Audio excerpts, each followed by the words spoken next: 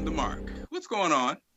I'm Marc Clarke. I'm taking over Marcel's uh, scope today. Don't panic. Marcel is still here with us in spirit. I'm still here. I'm just taking over, doing my thing. It's on the mark every Wednesday, and we had some technical difficulties for those who were, if you went earlier. But guess what? We're back and stronger than ever.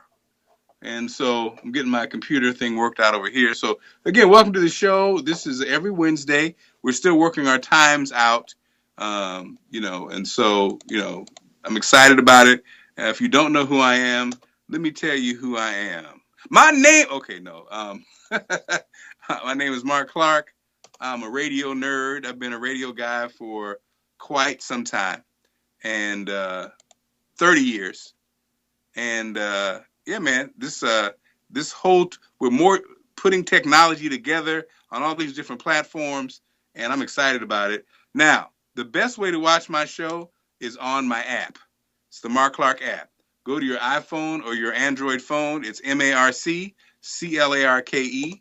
It's that easy, and that's how you do it. That's the Marc Clarke app. I got everything on there from.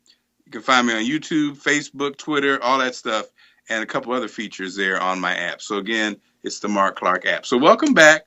And I kicked off the show talking about the death of Phife Dawg and from a Tribe Called Quest. And we lost him. I guess we lost him this morning.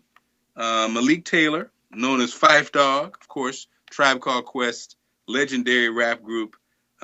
He had a series of illnesses, and we lost him. And so we, on the show, we call it celebrating life as opposed to death, because in my book there is no death, only life.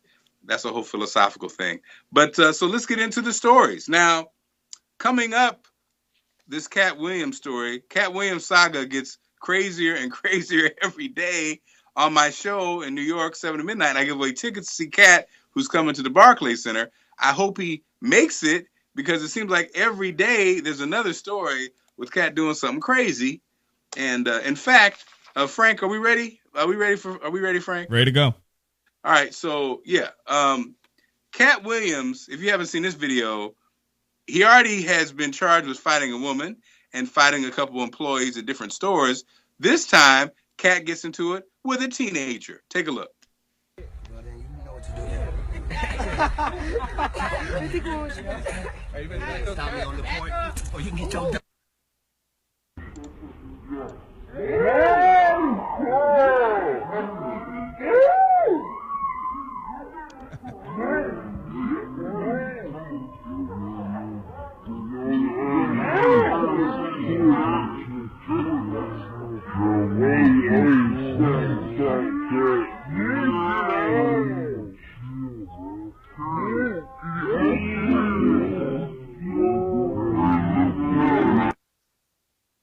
Well, then you know what to do then. Stop me on the point, or you can get your. All right.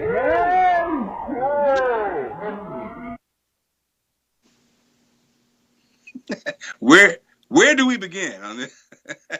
So they say that Cat came into the neighborhood, just came into the neighborhood with nobody, no security, no nothing, just a random neighborhood. And they say he was playing soccer and playing with the kids, having a good time. Now, we saw the young man step to him. We don't know what was said, but all we know is that Cat punched him in the face. Now, is there any reason a grown-ass man should be punching a teenager in the face? Now, different philosophies. I'm from the old school, okay? I'm from the old school. I'm basically an old man, and he's a kid, and even if he's wrong, I'm probably not going to punch him in the face to start the conversation. I don't care how much craziness he's talking, but that's me. Then Cat got choked out by a 17-year-old kid. I mean, damn, this UFC is real, baby. These kids got more tricks. And so Cat apparently looks to be choked out by the kid. Now, was he having fun? Is it a joke? I'm sure Cat will answer these questions probably in the next 7 minutes. It's probably a video right now of Cat Williams responding to the controversy that we just witnessed this morning. Because when I interviewed him on the radio just the other day, Cat Williams said during our interview that there was a story that just crossed the wire that said Cat Williams is dead, and he said, obviously I'm not dead because I'm talking to you. So, I mean, does Cat do this for hype? Is there an illness? Is it drug use? Is it liquor? Is it mental instability? I don't know. You know what? And to be honest, I don't even chime in because I'm not going to say it's drugs. I don't know. It just seems irrational. But what we do know is that Cat still remains one of the highest paid comedians out there, and he seems to make his comedy dates. Some people say, hey, man, he's obviously sick. Why are we standing by waiting for this train wreck to happen? He's going to die, and we're going to feel bad because we didn't intervene. I don't know. Frank, what do you think? Let's run this clip we've got here. Okay, let's run the clip. Run it, Frank. Come on, police man. As a community, y'all let a little broke nigga do that to a celebrity. Sorry. I probably don't care about that. Thank you.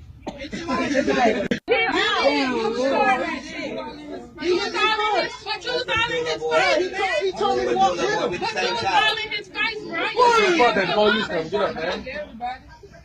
Come on, policeman. As a community, y'all let a little broke nigga do that to a celebrity. Sorry. I probably don't care about that. Thank you. Man, the Cat Williams, is that the clip? That's all we got. What do you say, Frank? That's it. What? I don't know. We had a different clip, right? When we were set up on the other setup, we had a different clip where after that they showed him coming into the neighborhood. Okay. And then when we had to switch everything around, we don't have time to grab that. I'll keep looking out for it though. Go ahead. Look out for it, Frank.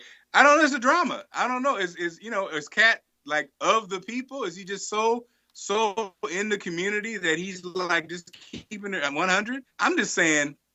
I'm sorry. The way I said that sounded really corny, didn't it? I'm sorry, Frank. That sounded really corny, didn't it? You good? Keeping it 100, keeping it. See, that's what happens when you get to be old and you try to use a new phrase. But I'm just saying, I wouldn't have time. I don't have time. If I'm Cat Williams, I don't have time.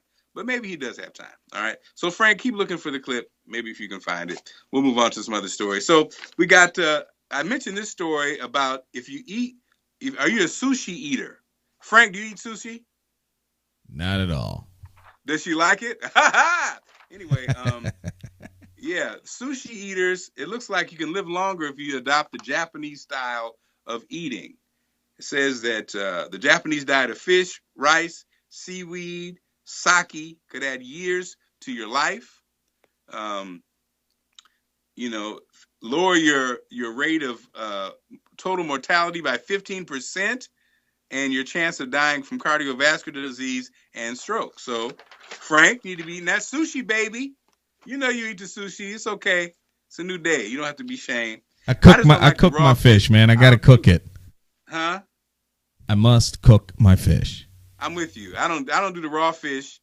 I do a veggie roll. I do the avocado and but yeah, no, I gotta cook it, man. I got to cook it. And what about you? And again, hey, we're just glad to be back. Welcome back. Some people are joining us. I see we had some technical difficulties, but we are back and stronger than ever. Starbucks to donate all of its unsold food. Some 70 billion pounds of food is wasted in the U.S. annually, but you won't find a single unused Starbucks spinach and feta breakfast wrap in the mix by 2021. The company announced Tuesday it plans to donate 100% of unsold food within 5 years as part of a new food share program with Food Donation Connection and Feeding America. Let me tell you, this is great. It's ridiculous that we waste all this food. Homeless people right outside the store and can't get the food that they throw away, and it's in the dumpster. So I'm just glad to hear Starbucks already donates its pastries. Chipotle, Cheesecake Factory, KFC, Olive Garden, and Taco Bell also donate food. KFC said they plan to donate all of their fake chicken to charity. So that's a good thing. We got that clip for you, too. You got the clip? Oh, let's see the clip. Millions of people as a result of this campaign and our ability to put really good food in the hands of people who unfortunately would have gone hungry through the night. And again, I'm not looking for any pat on the back. This is not about a marketing thing. All we're trying to do is advance the cause of people who, for one reason or another, are being left behind, and in many ways being left behind because of failed leadership. How hard was it to get this done? And I ask because other major companies have done this in the past, Yum Brands, et cetera. There's often a lot of regulation that holds up getting this done. Well, you're exactly right. There are a lot of regulations, and I would say for the right reasons, because the municipalities are just trying to make sure that the food is safe to eat. And I give credit to our own people as well as Food Life to partner with us and navigate through this. And I can assure you that we've gone through the right channels, and we're going to do a great thing for all of these people. I think millions of people, just with one stroke of just business acumen and doing the right thing, are going to get food that they would not have had under normal circumstances. So yes, there are strict regulations, I think for the right reasons, and we've been able to navigate through them with a great partner. Where did the idea come from? Was it from those employees in the stores who were frankly having to throw out a bunch of stuff? You're exactly right. Our people just felt so badly, and this has been going on for quite some time.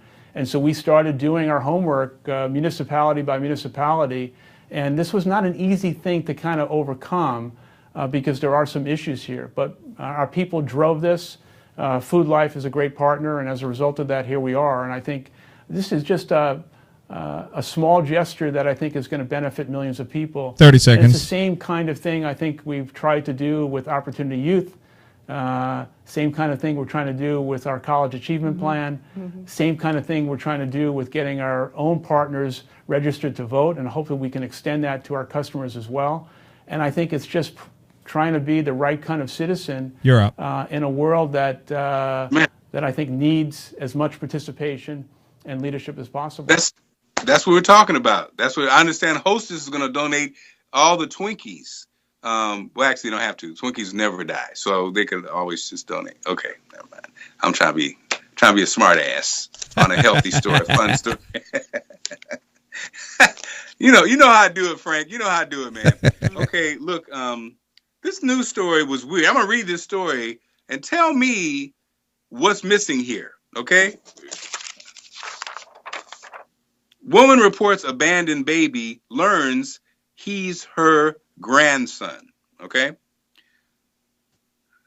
The girl Braylee Pettigrew wasn't feeling well and thought she might have a stomach flu. Instead, during a visit to the bathroom early Tuesday, she gave birth to a baby boy in the toilet. Then she started to panic, police say. After cutting the umbilical cord and wrapping the infant to keep him warm, the 17-year-old high school student told her mother that the boy had been abandoned on their doorstep in Virginia. Her mother quickly called police. Authorities arrived at 3:15 but soon noticed blood on her clothes. She and the child were taken to a nearby hospital in good condition, and after receiving a supportive text from her mom, she admitted to lying about the birth for fear her mom would be mad. I never thought I would be having a baby at 17, she said, but my first instinct was to get him out of the toilet and wrap him up to keep him. She plans to keep the baby boy she named Caden and attend college in the fall. Frank? Man, that is some story. We got something similar to that, though. Here it is. You got a story? Okay, let's see it. You got something kind of similar. Let's check it out. On his neighborhood. After this commercial that they're making us watch. Witnessed as his neighbor, this woman, Keani Jackson, walked out of this home with this baby. So you saw her come out with the baby she claims she found. Yeah, it was all wrapped up. When she came out and she was carrying the baby around, I thought there was a fire initially because the fire department showed up. The baby, Jackson claimed, had been abandoned in her own backyard Wednesday. It's a blessing for me to have found her. Anything could have happened to her. The Prince George's County Police Department says it got to the truth one day after that interview. Today, our investigators in the Criminal Investigation Division had an opportunity to interview the woman who called us. Story's closed, though. She admitted today that actually she is, in fact, the birth mother of that child. So at this time, we believe there was no time. So let's back this up. Hold on. Our position here is not to vilify. Let's back this up. This may be a better story, okay? We're going to let this play. Let's pay attention. On his off time, Jeff Pontrelli works on his motorcycles out of his garage. He spends a lot of time there and keeps watch on his neighborhood. Pontrelli says he witnessed as his neighbor, this woman, Keani Jackson, walked out of this home with this baby. So you saw her come out with the baby she claims she found. Yeah, it was all wrapped up. When she came out and she was carrying the baby around, I thought there was a fire initially because the fire department showed up. The baby, Jackson claimed, had been abandoned in her own backyard Wednesday. It's a blessing for me to have found her. Anything could have happened to her. The Prince George's County Police Department says it got to the truth one day after that interview. Today, our investigators in the Criminal Investigation Division had an opportunity to interview the woman who called us, and she admitted today that actually she is, in fact, the birth mother of that child. So at this time, we believe there was no time where the child was in danger. Our position here is not to vilify this woman. We just couldn't be more happy that both she and the child are doing well. All right, I'm not understanding. What do you make of that? What do you make of that? What do you make of that story? But she didn't want anyone to know, I guess. So she acts like she found the baby. Oh, okay. So the baby, she found the baby in a house. Now I don't understand the fire department being there, but she walks out of the house. Hey, I found this baby, but she really is her baby. That's crazy. And then the story with the young lady, so the girl obviously was pregnant. She knew she was pregnant, but in the story they didn't say anything about that. They said her stomach didn't feel right, and she had a baby. That's what I got. The part about this story that kind of pissed me off, Frank, is it's almost like they gave her a pass. Right. Like the police. Here's the key to the story. She wasn't feeling well and thought she might have stomach flu. Instead, she went to the bathroom and had a baby. No, what I don't understand is, like, at the end, they say we're not gonna ridicule this lady. We're not gonna make fun of her or anything. Like, this lady should be going to jail or something. Or I know you can't lie. I mean, you basically lied to authorities about this child, right? Yeah. In fact, let's just do this. Let's go back one more time. Pontrelli works on his motorcycles out of his garage. He spends a lot of time there and keeps watch on his neighborhood. Pontrelli says he witnessed as his neighbor, this woman, Keani Jackson, walked out of this home with this baby. So you saw her come out with the baby she claims she found. Yeah, it was all wrapped up.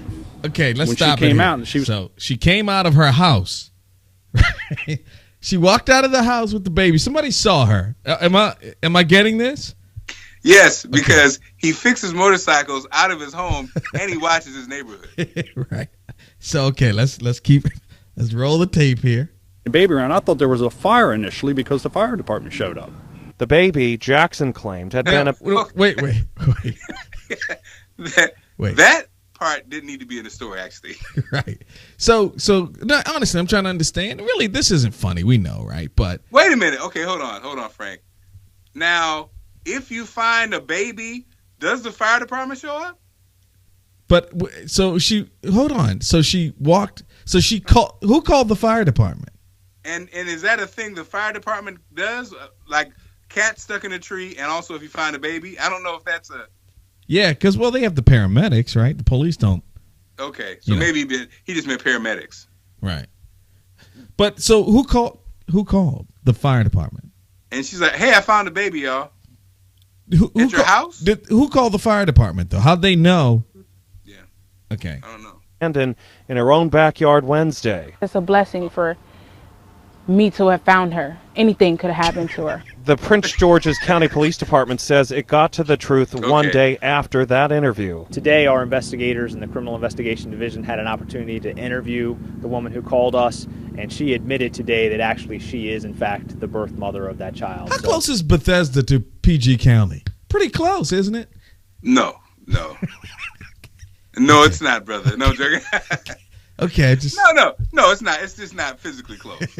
Well, I mean, an hour you can get to. Yeah. Close if you're in the area, it's close. Okay, because if you're in Vegas, it's not close. So I guess it just depends on what you consider close. Okay. And maybe this is exactly what happened with these stories, man. It's a way of communicating that was just different. Okay. All right, back to you, man. I'm sorry. So thank you, Frank. Now, I'm sorry we spent so much time on these baby stories, but this is just some weird ass stories. So it was the lady's baby. She gave birth to the baby. She said she found it in the backyard, but in fact, it was her baby. The little girl who thought she had a tummy ache, but instead it was a baby, acted like she found the baby, but in fact, it was her baby. So why do we spend so much time on these baby stories? Because we care. That's why. All right. In other news. Oh, this Apple FBI story is some crap to me. Okay? To me, it's obvious the FBI wants Apple to be able to get into the FBI wants to get into all our phones, and they're using this story as a pathway to make it happen. It's ridiculous. Now, for me, it's just my opinion. It's on the mark, so a lot of times I might rub you the wrong way. I don't believe the so-called terrorists that this story is attached to, the couple that's phone they say they want to hack into. I don't believe that story. But then again, Frank? Yeah, we're going to pull that up. Do you want me to pull the story up? You don't have to pull it up, Frank. I'm just saying, I don't believe those people they say are terrorists. FBI request to hack terrorists' phone. The FBI is asking for Apple's help in mining data that's locked behind a passcode on a phone used by Saeed Razwan Farouk and his wife, Tashfeen Malik, leading up to the San Bernardino shooting on December 2nd. The FBI believe key details regarding the San Bernardino shooting may be encrypted on the terrorist's iPhone. Really, the Matrix? Really? However, if investigators enter the wrong passcode too many times, the phone will be wiped clean.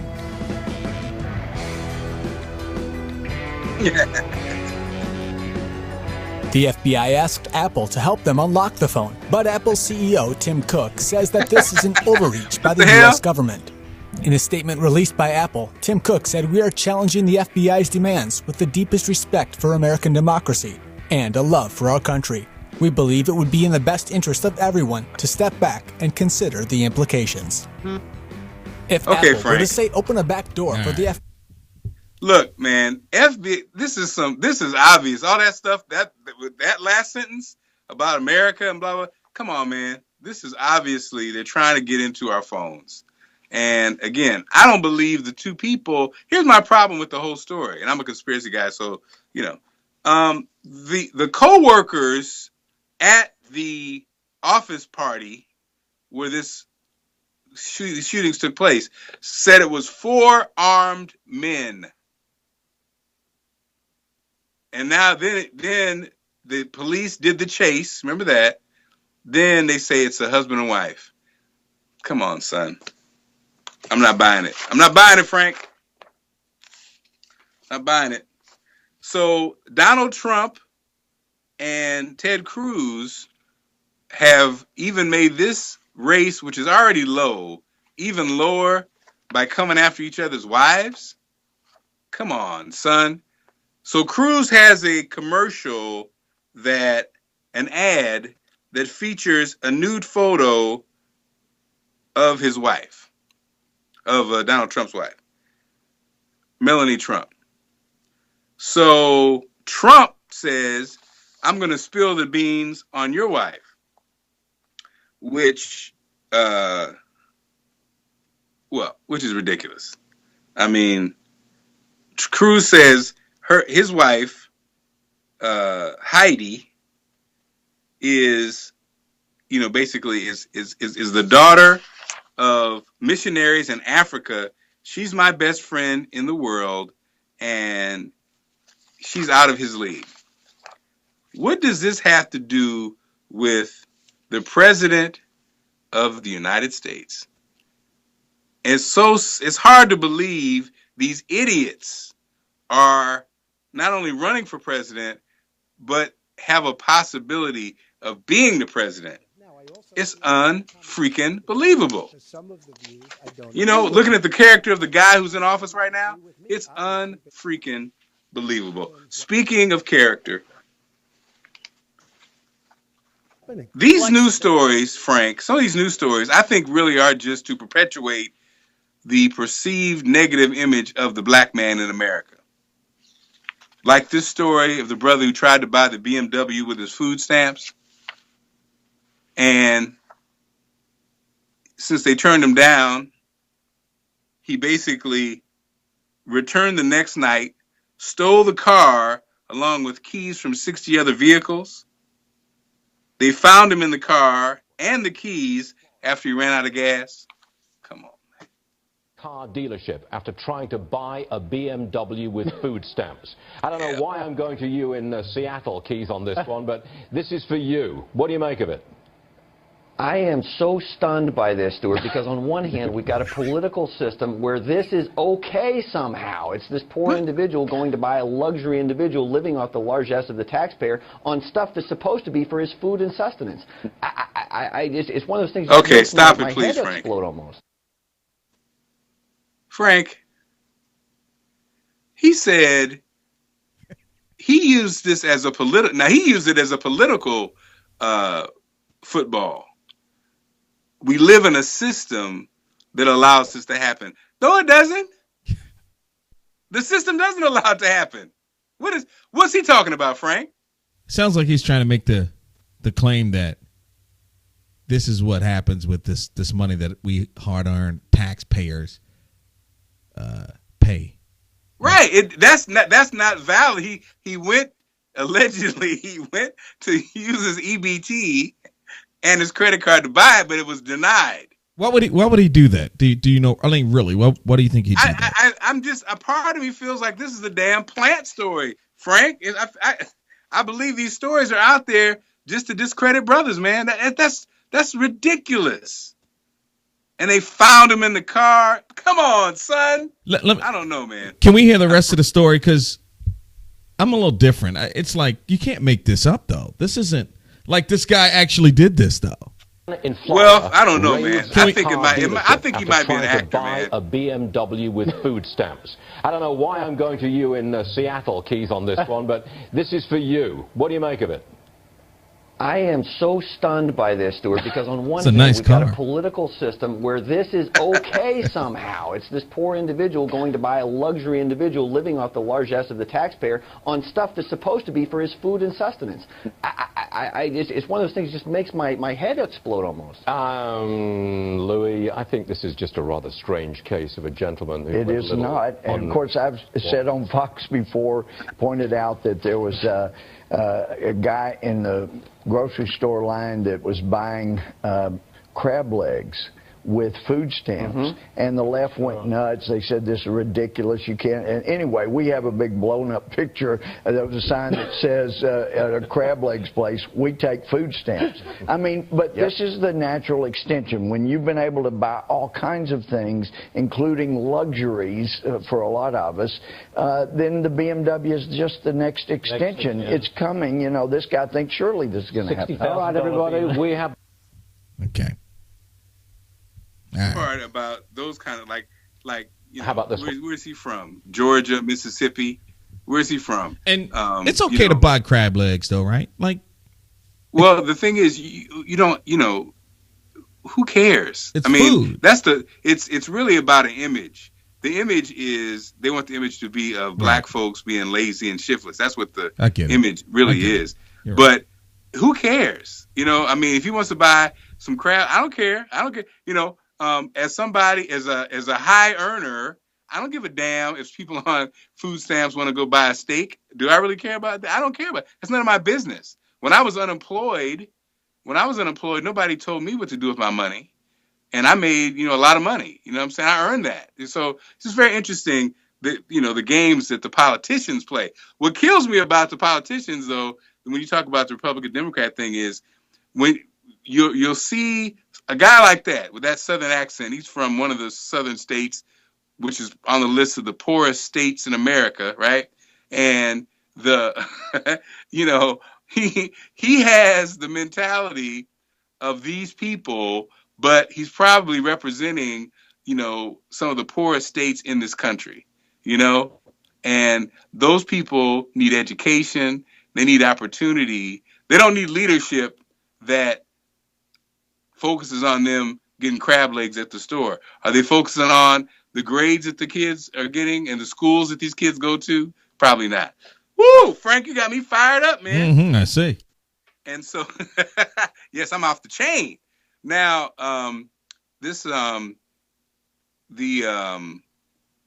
so before we wrap it up, Frank, I do a feature on my show called Who Did It Best? And I do the cover, I do the original song, and then I feature the cover. All right. So last night or last week, I did this one. To wrap things up, they had a little music to the show, which is good. Can we do that, Frank? Okay. So the original was from 1967, Dionne Warwick. It's Burt Bacharach, Hal David, written for Dionne Warwick. I'll Say a Little Prayer for You. Tonight's original for Who Did It Best. Let's take a look real quick.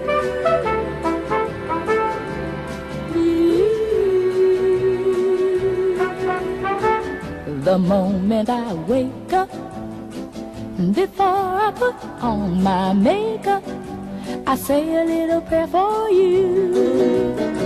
Oh, I'll comb in my hair now, and wondering what dress to wear now. I say a little prayer for you. Forever, forever, you'll stay in my heart, and I will love you forever and ever. We never will part. Oh, how I'll love you together, together. That's how it must be to live without you. It only means heartbreak for you. Okay, now, so that was 1967.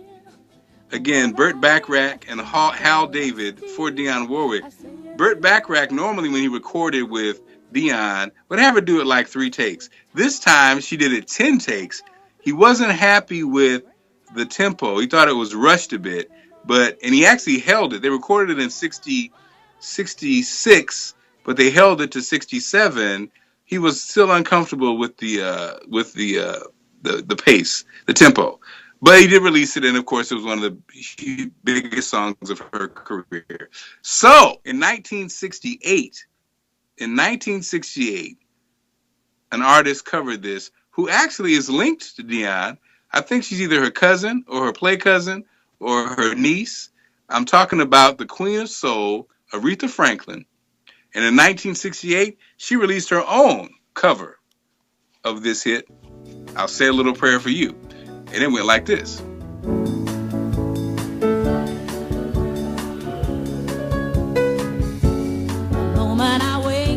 Yeah, this the one right here. Soul.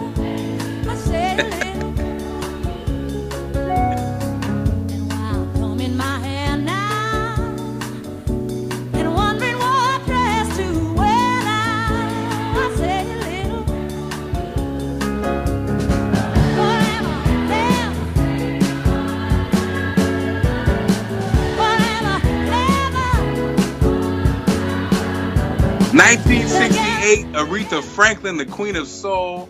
And when we do this on the show, I always say, and I always wrap up with this, it's not a competition. It's just a great opportunity to talk about great music. And that's exactly how I wrap this up. On the mark, we've had fun. Frank, you good? I'm good. All right. So Wednesday, we'll be back. We're going to let you know what time. I think we're back to our regular time of 11 o'clock. and I will confirm it. But again, on Periscope, on YouTube, you can find out. The main thing is download the Marc Clarke app. If you enjoy this, if you're watching this on replay on Periscope or wherever you're watching it, download the Marc Clarke app. It's MarcClarke. All you have to do is go to your iPhone or Android phone, download the app for free, and you can follow me wherever I am. All right? Thanks so much, my producer. Thank you, Frank. Have a great one. Shout out to Marcel. Marcel will be back. Don't be frightened. I just took over for a few minutes. He's back to do his thing. And if you are interested in doing this very same thing, just contact Marcel at New Media Radio, and he can take care of you. All right. Have a great one. I'll talk to you soon.